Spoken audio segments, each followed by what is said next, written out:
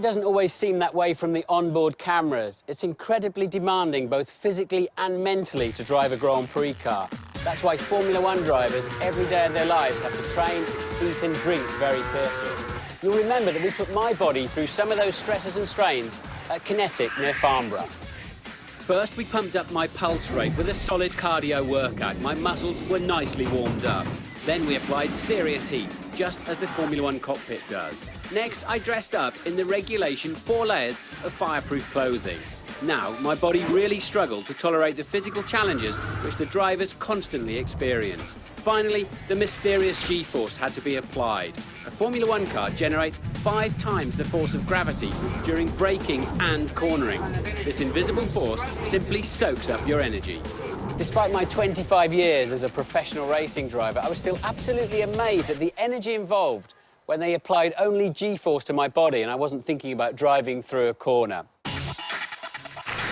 Well, amazingly and impressively, Williams Toyota have provided us with the latest FW29. I'm going to jump into it and show you how all of those stresses and strains relate to being behind the wheel and in the cockpit.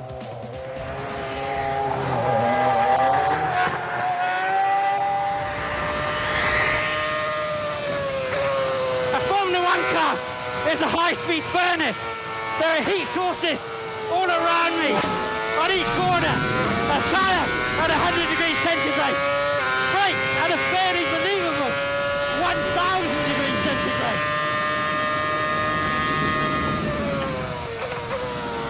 Either side of me, water, oil and fuel radiators.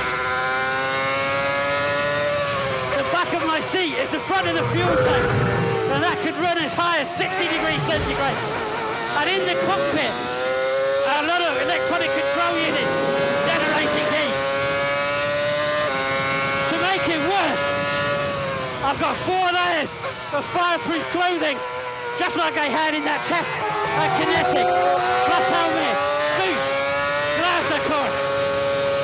Worse still, the aerodynamicists don't want a lot of turbulent air coming through this cockpit.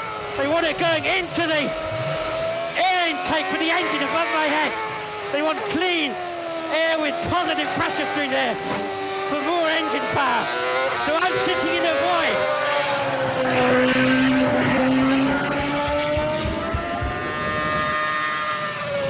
In all of this heat, you're working very, very hard. It's not a good environment to work in. The 6-point seat belts are pushing me into this custom-made seat, which hurts when I'm sitting in the pits. Otherwise, it wouldn't be tight enough to hold me in place under heavy braking, such as this into Abbey.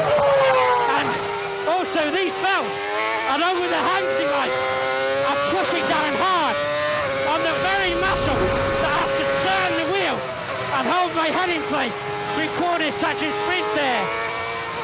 My head just wants to roll off my shoulders.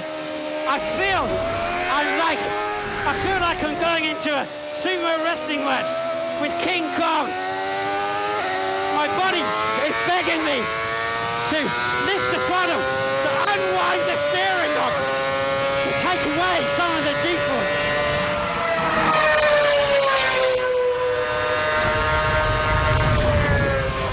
We know from the latest graphics that Formula One cars generate G-force in acceleration, cornering and braking. They only reach equilibrium at top speed, just before the violence starts all over again.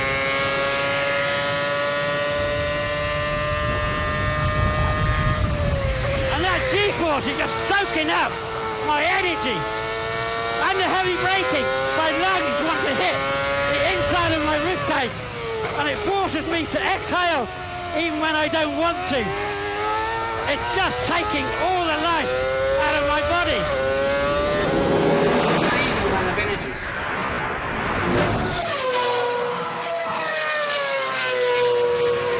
So you have heat, extreme physical demands, tremendous call on your brain power too, to manage the engine, the shift, the right racing line. It makes you fully appreciate just why these racing drivers are so fit and so highly paid as they fight over the same piece of tarmac. You realise how hard it is as you sit inside the cockpit, and their ability to fight each other head to head on the racetrack whilst controlling these amazing machines.